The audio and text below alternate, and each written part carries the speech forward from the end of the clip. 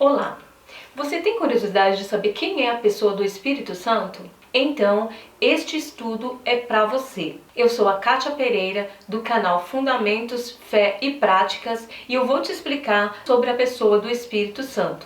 E eu preparei alguns materiais para me auxiliar. Temos aqui a Bíblia e um estudo aqui no meu computador que vai estar me auxiliando para eu dar o melhor conteúdo sobre a pessoa do Espírito Santo. Quem é o Espírito Santo? Será uma fumaça, uma energia, uma onda elétrica, uma nuvem? Veremos então nesta aula o que a Bíblia diz sobre a pessoa divina do Espírito Santo. O nome dado ao estudo da pessoa do Espírito Santo se chama pneumatologia. Já o nome para Espírito Santo no hebraico, que é a escrita do Antigo Testamento, é Ruach, que significa vento, brisa e respirar. Já no grego, que é a língua do Novo Testamento, significa pneuma, que é vento, sopro e respirar. Como exemplo, o pneu de um carro. Ele tem o nome pneu relacionado ao ar que vem do nome pneuma. Uma outra palavra interessante para espírito é paráclito, que significa vento, sopro e respirar. É uma palavra grega que dá um sentido de estar junto de alguém ou ao lado de alguém, para proteger e para ajudar uma pessoa. É interessante outro significado que paráclito tem. Significa aquele que é paralelo, ou seja, da mesma natureza, igual a de Jesus. Jesus falou que partiria para o Pai, mas que deixaria alguém com a mesma natureza que ele, ou seja, igual a ele. Resumindo o significado de paráclito, é aquele que encoraja, que anima, que conforta, que consola, que revive, é aquele que intercede em nosso favor como um defensor em uma corte. Já na cultura grega, um paráclito é um advogado, um ajudador de uma família, chamado para ajudar, para resolver algum problema ou alguma causa. Vemos que Jesus ele foi o nosso primeiro paráclito. E agora, o nosso paráclito é o Espírito Santo que está conosco aqui, nos ajudando. Vemos uma referência aqui no livro de João 14, no versículo 16. Vou até grifar aqui um versículo que diz assim: Eu rogarei ao Pai, e Ele vos dará outro Consolador. E o texto básico que nós iremos usar para esse estudo é João 16, do 1 ao 14. Eu não vou ler aqui para não tomar muito o seu tempo, mas pegue a sua Bíblia e me acompanha em casa mesmo. O Espírito Santo, ele é Deus nos mesmos moldes que o Pai e que o Filho. O Pai, ele é destacado na obra da criação e na providência. Já o Filho efetivou a redenção da humanidade pecadora. Já a função do Espírito Santo é aplicar essa obra redentora na vida das pessoas. O Espírito Santo, ele é 100% Deus, assim como o Pai e assim como o Filho. O Espírito Santo, ele é tanto Deus como o Pai, tanto Deus como o Filho. Ele não é menor que o Pai e nem menor que o Filho. As três pessoas são iguais, três pessoas divinas da Trindade. Ele possui os atributos permanentes e inseparáveis de Deus, igual ao Pai e ao Filho. O Espírito Santo, ele possui todos os atributos do Pai e do Filho. Ele é onisciente. Vamos ler aqui em 1 Coríntios 2:10. Mas Deus nos revelou pelo seu Espírito, porque o Espírito penetra todas as coisas, ainda as profundezas de Deus. O Espírito Santo, ele é onisciente. Onisciente significa um saber absoluto. Ele conhece todas as coisas. Outro atributo do Espírito Santo, ele é onipresente. Em Salmos 139:7, vemos a onipresença do Espírito Santo. Vamos ler.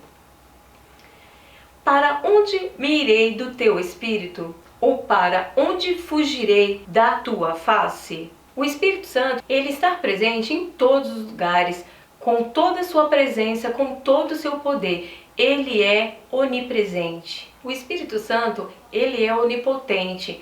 Onipotência significa poder, soberania. O Espírito Santo, ele é todo poderoso, ele tem todo o poder. Já um outro ponto relevante nesse estudo é na compreensão da pessoa do Espírito Santo. Tudo isso porque o ministério do Espírito Santo é proclamar, testificar a obra de Jesus Cristo. Em João 16,14 diz: Ele me glorificará, porque há de receber do que é meu, e vou-lo anunciar. Deus Pai, ele é fácil de compreendermos, porque ele está associado à figura de um Pai, que ele é comum a todos nós. Já Jesus Cristo também não é de difícil compreensão, porque ele veio entre nós, ele se encarnou, tornou-se carne, teve sua história registrada e ele veio como um humano. É fácil compreendermos o papel de um pai e de um filho. Já o Espírito Santo, apesar dele ser uma pessoa, ele é espírito. Por associarmos ele como a terceira pessoa da Trindade, isso releva uma menor importância. Eu acabei de citar um problema que é colocar o Espírito Santo no lugar da terceira pessoa e com menor importância. Já um outro problema que se tem é blasfemar contra o Espírito Santo. Outra questão preocupante é empregar a espírito de pessoas mortas, a espírito de fantasma e a espíritos malignos. A palavra do Senhor nos diz que o povo perece por falta de conhecimento. Vemos que muitas igrejas não ensinam e nem pregam mais sobre a pessoa divina do Espírito Santo. Por isso que há muita dificuldade na compreensão, por isso que há muitas questões, por isso que há muitas dúvidas. E por isso também que as pessoas não desenvolvem um relacionamento com Ele, sendo que Ele é a pessoa que está conosco aqui nos ajudando na terra, é o nosso consolador, o nosso confortador, é a pessoa que está dentro de nós. Nós somos o templo do Espírito Santo e Ele habita em nós. Eu citei aqui alguns pontos preocupantes que fazem com que as pessoas elas não se relacionem com o Espírito Santo. O Espírito Santo, ele é uma pessoa. Mas agora eu vou falar sobre a personalidade do Espírito Santo, porque assim como você tem a sua personalidade, o Espírito Santo também tem a personalidade dele. Uma pessoa, ela tem razão, ela tem emoção, ela tem sentimento, ela tem vontade, ela tem arbítrio. Uma pessoa intercede, ela se comunica. E tudo isso que eu acabei de falar é característico de uma pessoa, assim como você. Ele tem várias características particulares, preste atenção. Ele revela, clama, testifica, ordena, convence, realiza, ele ressuscita, repreende, ele conforta, ele ensina, ele tem vontade, ele tem sentimento e ele pode ser entristecido. Entrando em um outro ponto, nós somos muito pecadores. Todos os pecados Deus perdoa, mas tem um que não há perdão, e é a blasfêmia contra o Espírito Santo. E este pecado perante Deus é abominável. Olha o que a Bíblia diz sobre a blasfêmia em Mateus 12:31. Portanto, eu vos digo, todo pecado de blasfêmia se perdoará aos homens, mas a blasfêmia contra o Espírito Santo não será perdoada aos homens. E se qualquer disser alguma palavra contra o Filho do Homem, se-lhe-á perdoada. Mas se alguém falar contra o Espírito Santo, não lhe será perdoado, nem neste século e nem no futuro. O que vem a ser uma blasfêmia? Uma blasfêmia é um insulto, é uma calúnia. Tem um caso na Bíblia que fala sobre o que é uma blasfêmia. Vamos ler em Mateus 12, o versículo 22 em diante. Trouxeram-lhe então um endemoniado, cego e mudo. De tal modo o curou, que o cego e mudo falava e via. E toda a multidão se admirava, dizia-lhe: Não é este o filho de Davi? Mas os fariseus, ouvindo isso, diziam: Este não expulsa os demônios, senão por Beelzebul, príncipe dos demônios. Jesus, porém, conhecendo os seus pensamentos, disse-lhe: Todo reino dividido contra si mesmo é devastado, e toda cidade ou casa dividida contra si mesmo não subsistirá. E se Satanás expulsa a Satanás, está dividido contra si mesmo. Como subsistirá, pois, o seu reino? Blasfêmia, neste caso, chamaram o Espírito Santo de Deus de demônios, ou seja, de Beelzebu. Atribuíram a obra divina de Jesus a poderes demoníacos. A atuação do Espírito Santo no Antigo Testamento era diferente dos dias de hoje. Começando por Gênesis 1, versículo 2. E a terra era sem forma e vazia, e havia trevas sobre a face do abismo, e o Espírito de Deus movia-se sobre a face das águas. Já na formação do homem, podemos observar a atuação do Espírito Santo em Gênesis 1, 26. Vamos ler. E disse Deus: façamos o homem à nossa imagem, conforme a nossa semelhança, e domine sobre os peixes do mar, e sobre as aves do céu, e sobre o gado, e sobre toda a terra, e sobre todo réptil que se move sobre a terra. Nesse versículo, Deus diz: façamos. Ali está as três pessoas divinas, o Pai, o Filho e o Espírito Santo na formação do homem. A atuação do Espírito Santo no Antigo Testamento era diferente dos dias de hoje. Ele agia em algumas pessoas específicas, como reis, sacerdotes, juízes e profeta. O Espírito Santo, ele entrava e saía das pessoas para realizar alguma tarefa específica. Não foram muitas pessoas que teve privilégios de ser usado pelo Espírito Santo no Antigo Testamento. A sua ação ela era temporária, apenas em algum tempo que demandava alguma tarefa específica e especial dada por Deus. Em Números 11, 26, vemos uma referência que Deus tira do Espírito que estava em Moisés e coloca sobre 70 homens para ele ajudar Moisés na obra.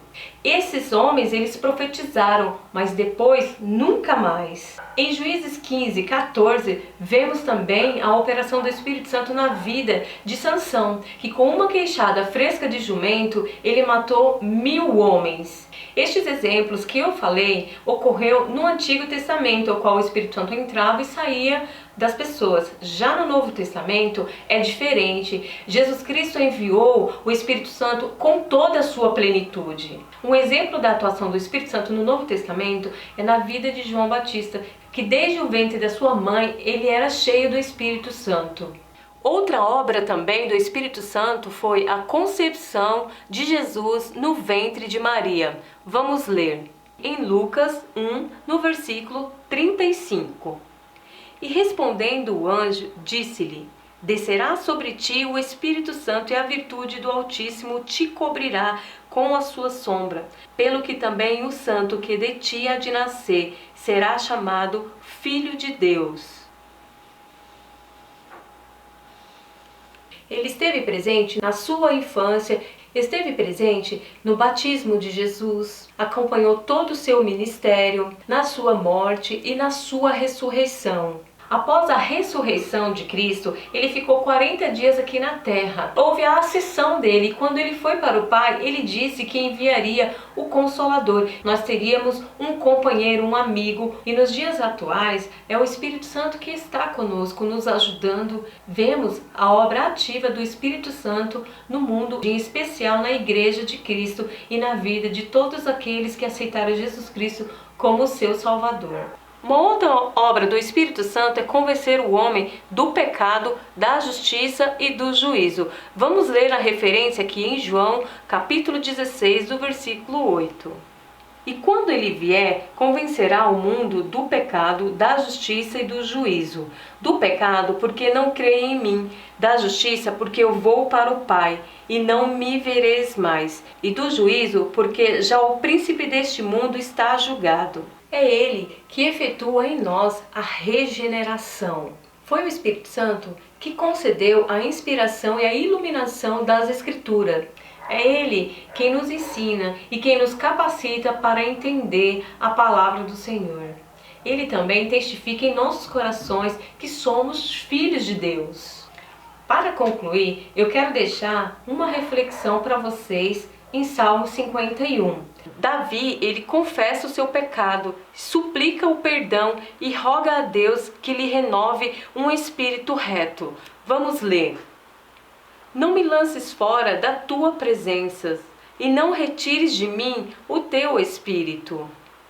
O Salmo 51, ele foi escrito depois que Davi cometeu o pecado de adultério com Betseba e posteriormente fez com que o seu marido Urias fosse morto em batalha. Quando Davi pecou, lhe causou uma tristeza muito grande. E ele fez essa oração, essa súplica, pelo perdão do seu pecado, porque ele reconheceu que o Espírito Santo era de extrema importância na vida dele, significava a presença do próprio Deus. E um dos maiores medos de Davi era ficar sem a presença do Espírito Santo.